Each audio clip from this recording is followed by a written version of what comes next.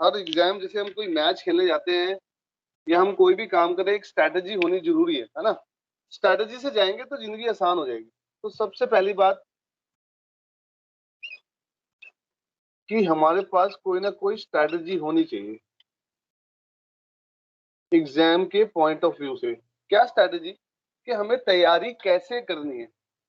तो सबसे पहला काम जो मैं समझता हूं करना चाहिए, करोगे नहीं ये मुझे मालूम है, बट मेरा काम तुम्हें गाइड करने का। आप अपने टॉपिक्स लिखें, यानी कि subject celestial navigation, TCM, VEQ, क्या बोलते हैं इसको, शिप, स्टैब, कंस्ट्रक्शन, कार्गो, क्या रह गया, 1 2 3, मेट्रोलॉजी। हाँ, मेट्रोलॉजी। ये सब ऐसे टॉपिक्स ये बनाए, मेन हेडिंग। अब इसमें लिखे आप टॉपिक्स, कि इसमें टॉपिक्स कौन कौन से आते हैं। All topics to be listed down, सारे टॉपिक्स आइडेंटिफाई करो। All topics, topics topics topics सारे, ठीक है। अब जब ये आइडेंटिफाई हो जाए तुम्हारा सारे टॉपिक्स, फिर उसमें टिक करो कि मेरे को कौन सा आता है, कौन सा नहीं आता, कौन सा बीच का है, आधा अधूरा सा आता है। ऐसे सबको टिक करो। आइडेंटिफिकेशन ऑफ द टॉपिक्स, कि तुम्हें कितना आता है, कितना तुम्हारे को बिल्कुल नहीं आता, किसी का थोड़ा आधा अधूरा सा आता है। इसको करने के बाद देखो सबसे ज्यादा तुम्हें कौन सा मेन टॉपिक आता है, यानी आउट ऑफ दिस टॉपिक सबसे ज्यादा कौन सा आता है। जो सबसे ज्यादा तुम्हें अच्छे से आता है टॉपिक, उसको पहली प्रायोरिटी मानो। उल्टा करो, बताता हूं क्यों। फॉर एग्जाम्पल लेट्स से तुम्हारे को सबसे अच्छा टॉपिक लगा कि सबसे ज्यादा मुझे मिटोलॉजी में आता। मिटोलॉजी में 10 टॉपिक थे, 7 मुझे आते हैं, एक थोड़ा थोड़ा आता है, 2 मुझे नहीं आते, फॉर एग्जाम्पल कह रहा हूं। तो सबसे पहले क्या करो, मिटोलॉजी को ही उठाओ। मिटोलॉजी को उठा के जो चीज तुम्हारे को नहीं आती है उसको पढ़ के समझ के खत्म करो। उससे क्या होगा, तुम्हारा एक टॉपिक खत्म हो गया, कंप्लीट, एक सब्जेक्ट खत्म हो गया। That will give you confidence. तो धीरे धीरे ऐसे मूवमेंट करो, जो सबसे मुश्किल तुम्हारे को लगता है वो सबसे आखिरी में करो। अदरवाइज क्या होगा, अगर जो सबसे मुश्किल टॉपिक है उसको सबसे पहले करोगे तो तुम्हारा कॉन्फिडेंस लो हो जाएगा, क्योंकि उसको करने में बहुत टाइम चला जाएगा। तो बाकी सारे टॉपिक्स की टेंशन होनी शुरू हो जाएगी। वैसे मेरी बात समझ में आ रही है? Yes sir. है ना। सो ये स्ट्रेटजी अगर तुम लोग एग्जाम के लिए अपनाते हो, दिस विल गिव यू 2 3 4 चीजों की अंडरस्टैंडिंग देगी। एक, तुम्हें पता लगेगा सिलेबस है क्या। अभी तुम्हें यही नहीं पता सिलेबस क्या है, हमने कितना करा दिया है, कितना हमने छोड़ा दिया है, अगर छुड़वाया तो, है ना। एक बात, प्लस यू विल नो कि मेरे को कौन से टॉपिक्स में मुझे अच्छे से आता है, कौन से टॉपिक मुझे आधे अधूरे आते हैं, कौन से टॉपिक मुझे नहीं आते। एक लिस्ट आउट हो जाएगा इसी टाइम पे।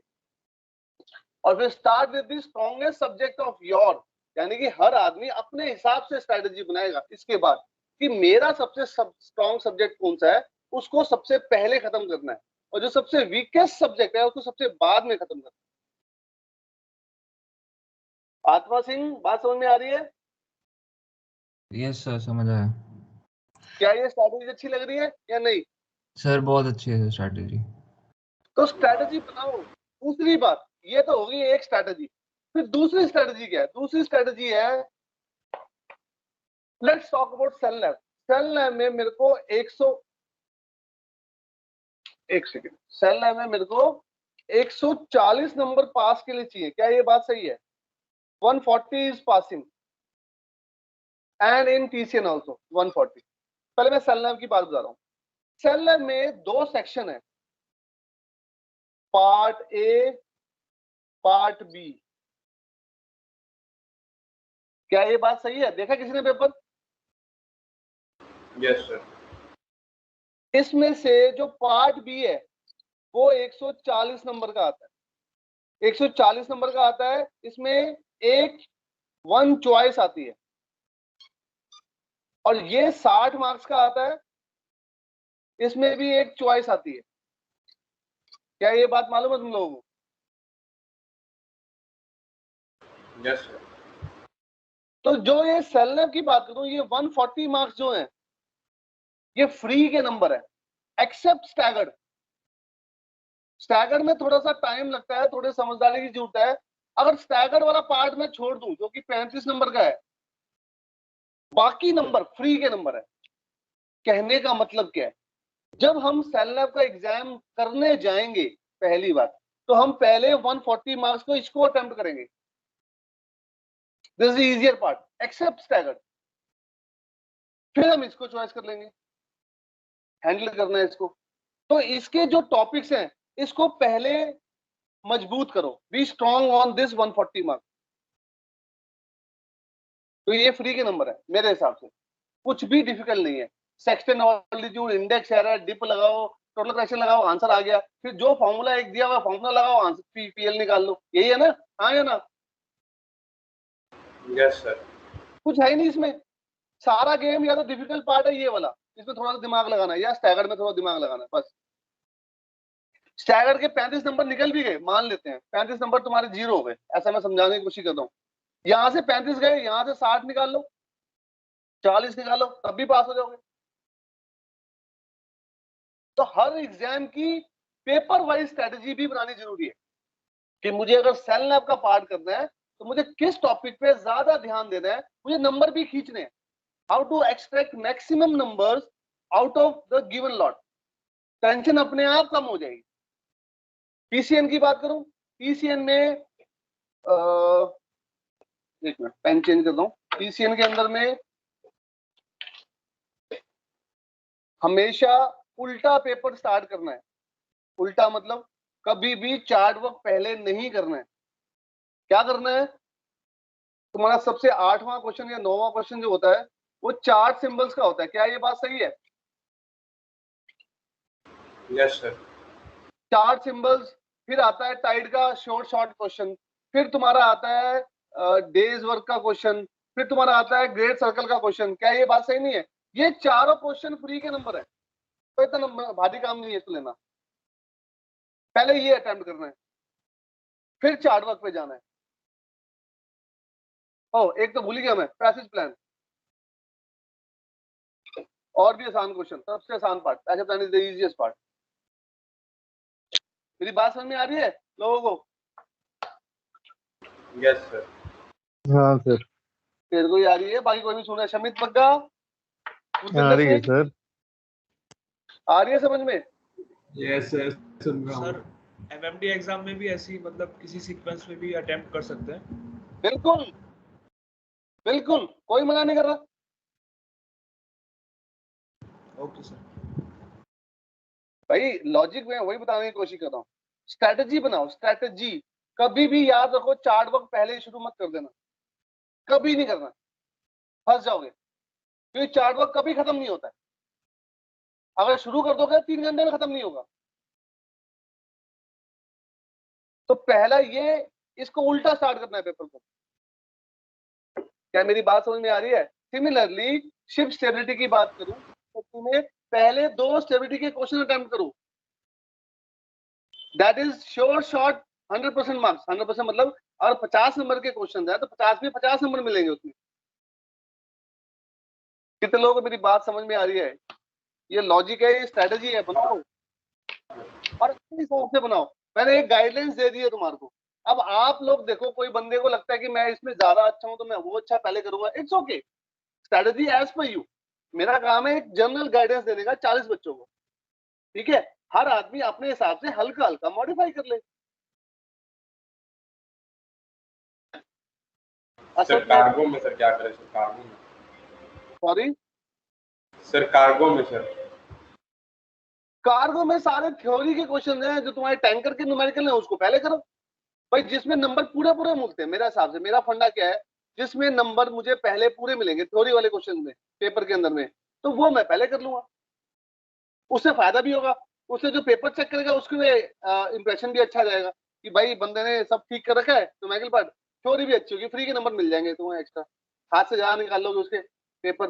प्लस एक और काम करना, फिर होती है पेपर करने की स्ट्रेटेजी, यानी पेपर कैसे अटेम्प्ट करना है, प्रेजेंटेबल बनाना है। There something called how to make your paper presentable to the examiner who is checking the paper.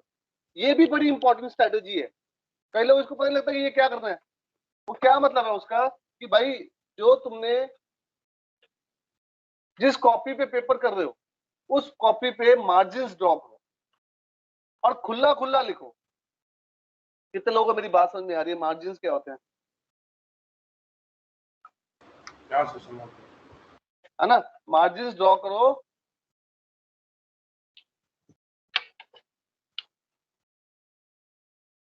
दोनों साइड ड्रॉ करो मार्जिन।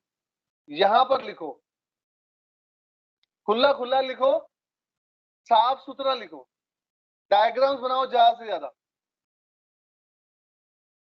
पेंसिल से डायग्राम बनाओ और सिर्फ एक ही पेन यूज करना, या तो ब्लू पेन यूज करना या फिर ब्लैक पेन यूज करना। Do not use any other pen, do not use any white ink. कोई गलती हो जाए तो स्ट्राइक ऑफ, बस बात खत्म।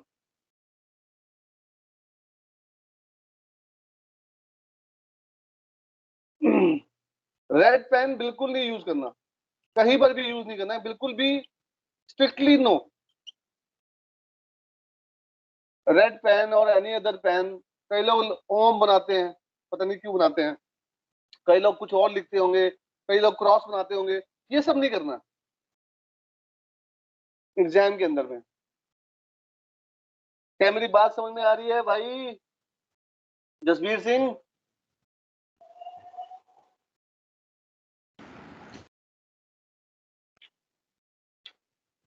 हाँ जी,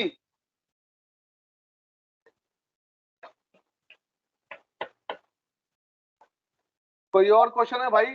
तनिष्क कश्यप, या मेरी बात तेरे क्वेश्चन से बताया मैंने कि जो टेंशन हो रही है तो उसका सोल्यूशन क्या है? This is the solution for removing the tension. क्योंकि हे वायर करोगे, कुछ भी पढ़ लिया, कुछ भी कहीं से पढ़ लिया, कोई फायदा नहीं होगा, टेंशन बढ़ती रहेगी। ऑर्गेनाइज करो अपने आप को। सर चार्ट वर्क सर, अभी जैसे कि आपने बोला वो पार्ट भी हम लोग करेंगे पहले सर, तो उस हिसाब से तो पार्ट पार्ट हमारा छूट ही जाएगा। गणेश, मुझे तेरी आवाज ना ढंग से आ नहीं रही, थोड़ा दोबारा बोल बेटा। सर जैसे चार्ट वर्क में आपने बोला ना कि पार्ट बी पहले करना, तो हाँ ऐसे तो सर चार्ट पार्ट ए तो छूट ही जाएगा सर उस हिसाब से। अच्छा, एक काम करिए, इस बार जब एग्जाम होगा ना तो कोशिश करना जो मैंने बताया उसका उल्टा चलने की, and you will get the answer on your own.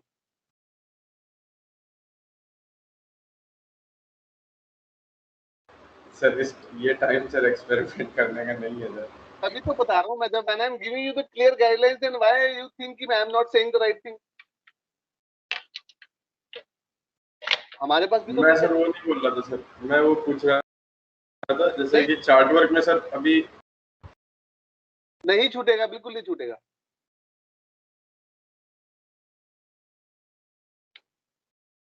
Chart work के अंदर भी एक स्ट्रेटेजी है, इसके अंदर भी चार्ट वर्क में भी क्या स्ट्रेटेजी है भाई? तुम्हारे आसान आसान क्वेश्चन कौन से हैं? तुम्हारे आसान क्वेश्चन है चार्ट वर्क की मैं बात करूं तो प्लानिंग नहीं, पैसिव प्लान तो मैंने पहले ही बोल दिया, वो सबसे आसान है वो। अरे यार टॉपिक्स क्या थे वो तुम्हारे? Horizontal section angle, horizontal section angle, HSA, याद आ रहा है कुछ? हाँ Yes, sir, yes sir. HSA और 3 पॉइंट बेयरिंग। नहीं, सबसे आसान टॉपिक ये है मेरे हिसाब से। इसका क्वेश्चन आता है सबसे पहले, इसको अटेम्प्ट करो। मतलब सबसे पहले बता, जब चार्ट वर्क पे आओगे तब इसको अटेम्प्ट करना पहले,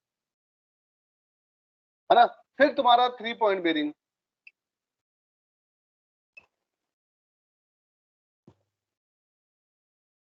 सर HSA और पोजीशन सर्कल में एक आता है।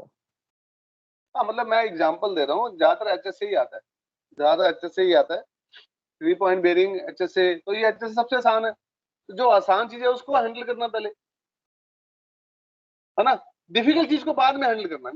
मेरा फंडा ये है, first handle the easiest part, then handle the difficult part. तो तुम्हारे हिसाब से जो इजी है उसको पहले हैंडल होता है, कॉन्फिडेंस बिल्डिंग होगी। आ रही है मेरी बात समझ में? Yes sir. हाँ जी, और कुछ पूछो तो फिर खत्म करें, पढ़ाई पे सर, चले। कंस्ट्रक्शन और लॉ के बारे में कुछ टिप्स बता दीजिए। भाई कंस्ट्रक्शन और लॉ में क्या है, कंस्ट्रक्शन के दो क्वेश्चन आते हैं, एक तो डायग्राम बनाने का, एक डेफिनेशन आती है ना, मोटा मोटी। तो पहले तो स्टेबिलिटी वाले दोनों क्वेश्चन अटेम्प्ट करो। अगर तुम्हें लगता है तुम ड्राइंग में अच्छे हो तो फिर कंस्ट्रक्शन ले लो। अगर तुम्हें लगता है कि सेफ्टी वाला पार्ट है, एनके वाला पार्ट है, उसके अंदर में वो करना है, वो आसान है, वो कर लो। मतलब you have to play around with yourself कि तुम्हारे हिसाब से क्या आसान है, उसको मुझे पहले हैंडल करना। सिंपल सी बात ये। नंबर देखो, कंस्ट्रक्शन में भी नंबर करते हैं क्योंकि थ्योरी है, लॉ में भी नंबर करते हैं क्योंकि थ्योरी है। बट सबसे अच्छी बात है उसमें 120 पासिंग है, 120 में से 50 नंबर तो स्टेबिलिटी से आ जाते हैं, फ्री के। मैं उसको फ्री के कहता हूं क्योंकि वो शॉर्ट आते हैं। 50 नंबर तो 70 नंबर लेने हैं। अब 70 नंबर की स्ट्रेटेजी क्या है? अगर एक, ये दोनों क्वेश्चन में कंस्ट्रक्शन की बात कर रहा हूँ, एक तो डेफिनेशन आती है, एक डायग्राम बनाने का होता है, मोस्टली 99% ऐसे ही आता है। तो 25 नंबर के क्वेश्चन है वो सारे के सारे। तो एक डायग्राम अगर बना लोगे तो 25 में से 20 नंबर तो मिल ही जाएंगे। डेफिनेशन लिखोगे 25 में से 20 नंबर उसके मिल जाएंगे, 40 नंबर यहाँ पे आ गए, तो 50 90 तो यहाँ सिक्योर हो गए। एक सेफ्टी का क्वेश्चन, एक एनके वाला क्वेश्चन, निधि मैम वाला क्वेश्चन, वो अटेम्प्ट कर लोगे, पासिंग मार्क्स तो वैसे ही हो जाते हैं। मेरी बात समझ रहे हो?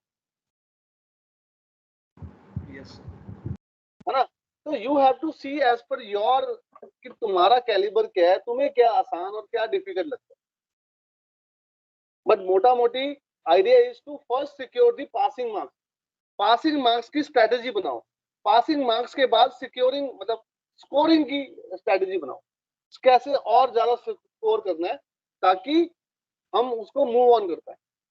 कि कहीं अटक गए, कोई चीज गलत हो गई तो हम उसको भी अल्टीमेटली पासिंग में कन्वर्ट कर लेंगे।